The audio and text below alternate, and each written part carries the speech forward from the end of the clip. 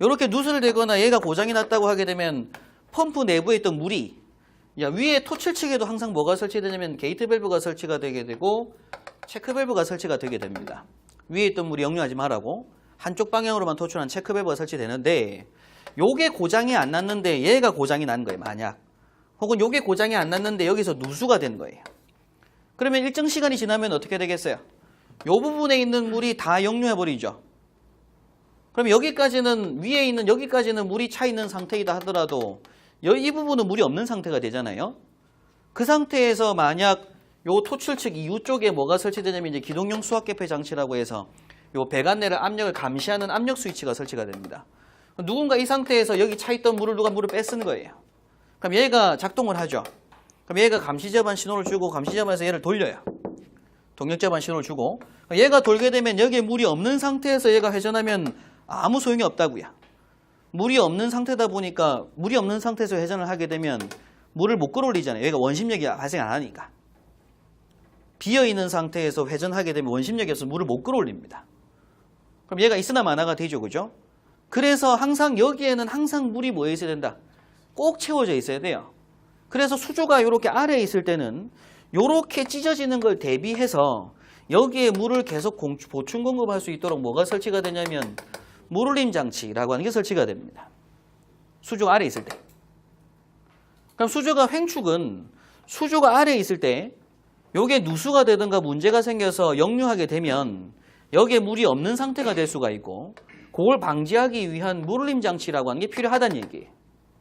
횡축의 단점이기도 하죠. 돈 들어가니까 일단 관리도 힘들기도 하고. 근데 이제 횡축임에도 불구하고 수조가 만약 펌프하고 동일한 위치이거나 수조가 펌프보다 높이 있다고 하면 요거 필요 없죠. 수조가 동일 위치면 여기 있는 물이 수조 역류할 일이 없으니까. 수조에 물이 가득 차 있는 상태니까. 되겠죠, 그죠? 그러니까 수조가 이렇게 안에 있을 때, 부합 수조 방식일 때는 횡축일 때 가장 큰 단점 중에 한 개가 요걸 우리가 무슨 수조라고 할 거냐면 부합 수조 방식이라고 하게 돼요. 수조가 이렇게 아래에 있는 걸. 앞에 제가 물을 끌어올리는 방식을 부합이라고 한다고 했잖아요. 위에서 내리누르는 건 정압이라고 한다고 했고. 그래서 요때에는 반드시 뭐가 필요하다는 얘기예요? 여기 이제 물올림 탱크. 요걸 우리 교재에서는 지금 뭐라고 하냐면 프라이밍 워터가 필요하다라고 하고 있습니다. 그래서 교재 25페이지 잠깐 한번 보고 넘어갈게요. 이건 한번 읽고만 넘어갑니다.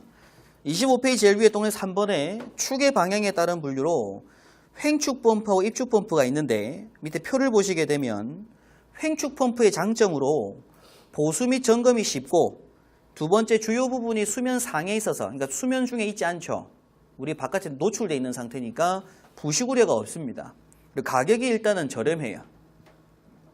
자, 근데 단점 보시면 설치 면적이 크고 흡입 양적이 큰 경우 캐비테이션 발생 우려가 있다. 이건 좀 이따 설명드리도록 하고요. 기동 시에 뭐가 필요하다? 프라이밍이 필요하다라고 하죠. 이 프라이밍이 필요하다는 얘기가 뭐냐면 물을 채워두는 과정을 말합니다. 항상 펌프 내부에는 항상 물이 뭐에 있어야 된다고요? 채워져 있어야 된다고요. 이걸 우리가 프라이밍 워터라고 해요. 이런 게 이제 필요하다. 그래서 물올림 탱크가 필요하다는 얘기입니다. 결국엔. 이 뜻은 물올림 탱크가 필요하다는 얘기고 그러한 단점이 있다는 얘기죠. 대구용 펌프 무조건 이건 큰 의미는 없고요. 이축 펌프 같은 경우에는 이렇게 되는 이축 펌프는 이 그림은 이 펌프 자체가 그냥 물속에 들어가 있는 상태예요. 물속에 들어가 있는 상태다 보니까 얘가 회전하게 되면 무조건 물이 들어올 수밖에 없는 구조입니다. 그럼 이 펌프를 토출하게 되니까 뭐가 필요하냐? 프라이밍이 필요가 없죠. 프라임 워터가 필요 자체가 없어요.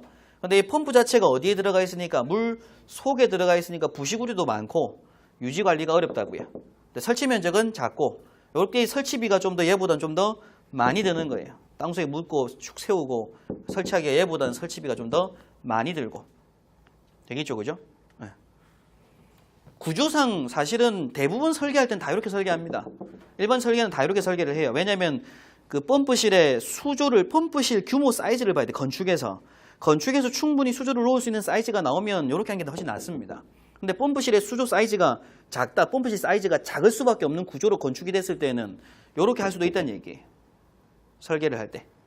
수조 설치하고 수조 위에다가 펌프 돌고 그냥 입축 세워서 그냥 배관 달아준다고요. 네. 자, 마지막 4번의 단수에 의한 분류. 마지막으로 단수에 따른 분류로는 지금 제가 그림 그릴 때 이게 지금 3개가 있잖아요. 이렇게. 그럼 여기 있는 내부에 임펠러가 몇 개? 3개가 있다는 얘기입니다. 3단 펌프라고 하게 되고요. 임펠러가 하나면 단단, 2개면 2단이죠. 그걸 우리가 이제 다단 펌프라고 부르게 됩니다. 자, 펌프는 일단 이렇게만 구분하는 것만 정리를 한번 하고 계시면 돼요. 근데 이제 이렇게 구분했을 때 다단 펌프라고 하게 되면 당연히 1단보단 2단이, 2단보다 3단이 비쌀 거잖아요. 그죠? 비싸면 비싼 값을 또 해야 되겠죠. 그 이유는 이제 조금 이따 보도록 하고. 그죠? 그리고 설명에서 좀 빠진 게, 횡축 펌프 이때는 당연히 이제 또 뭐가 발생할 수 있냐면, 이렇게 부합 수조 방식일 때, 여기 있는 물을 끌어올려서 들어가야 되기 때문에 올라가는 동안 뭐가 마차 손실이 발생하잖아요. 그죠? 그럼 대기압에서 마차 손실값만큼 저항이 되고 또 올려준 높이가 저항이 돼서 들어가는 유체 압력이 낮아질 수 있다는 얘기예요. 그죠? 대기압보다 낮은 상태로 들어가잖아요, 여기에. 그럼 여기에는 진공계 달려있고. 근데 이 압이 너무 낮으면 물이 못 들어가겠죠. 압이 너무 낮으면 펌프로 들어가는 유체 압력이 거의 없다는 얘기입니다. 그럼 못 들어가는 거예요. 그러면 이 들어가는 물, 유체가 들어가는 게 제대로 못 들어간다는 얘기는 결국 물이 들어가는 게 아니라 막 빈 공기가 막 들어간다는 얘기입니다. 그럼 이제 그 공기로 인해서 이게 이제 그 공기 고임 현상, 기포 발생 현상 우리가 이제 캐비테이션 현상이라고 해서 나중에 이상 현상에서 이제 공부를 하실 거예요. 근데 여기서는 당연히 공동현상 캐비테이션 발생 현상이 거의 발생 안 합니다. 왜냐면 물 속에 잠겨 있는 상태고 무조건 들어오는 게 정압일 수밖에 없으니까. 그죠? 그렇게 과정은 사실 이건 뭐 암기라고 하기보다는 이해가 좀 필요한 부분이니까 나중에 복습하시면서 한 번 더 듣고 이렇게만 참고로만 정리하시면 돼요. 자, 교재 이제 26페이지 보시게 되면 이제 이번에 펌프의 성능이라고 하는 게 나옵니다.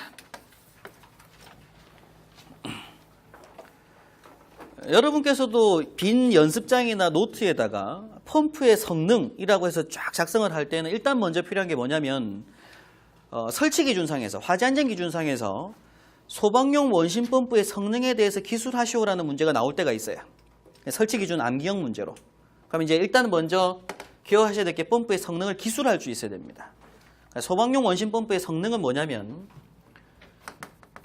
최절 운전 시 토출 압력은 전격 토출 압력의 140%를 초과하지 않아야 하고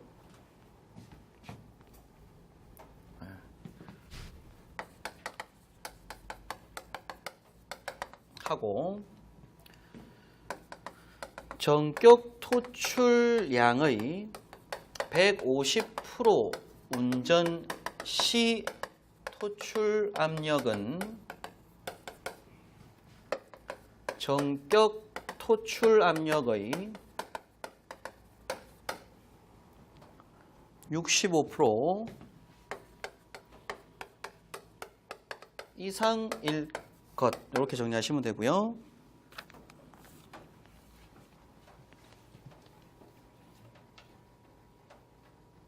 여기 이제 펌프의 성능입니다. 성능. 이걸 이제 여러분께서도 암기해서 그냥 쭉 쓸 수 있도록은 암기를 하셔야 돼요. 성능에 대해서 기술하시오라고 하면.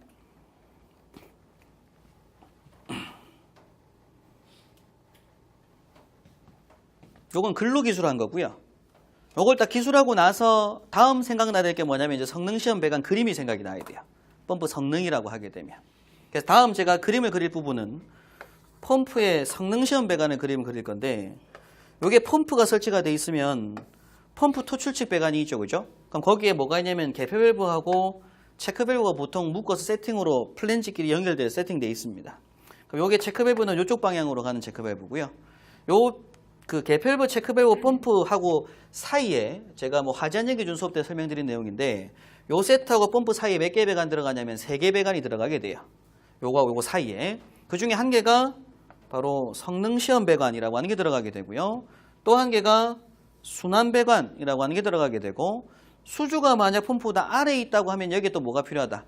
물올림 장치가 필요하다고요. 그래서 이때 물올림 배관까지가 이렇게 들어갑니다. 그런데 만약 수주가 펌프하고 동일한 위치거나 수주 위에 있다면 얘는 필요 없죠.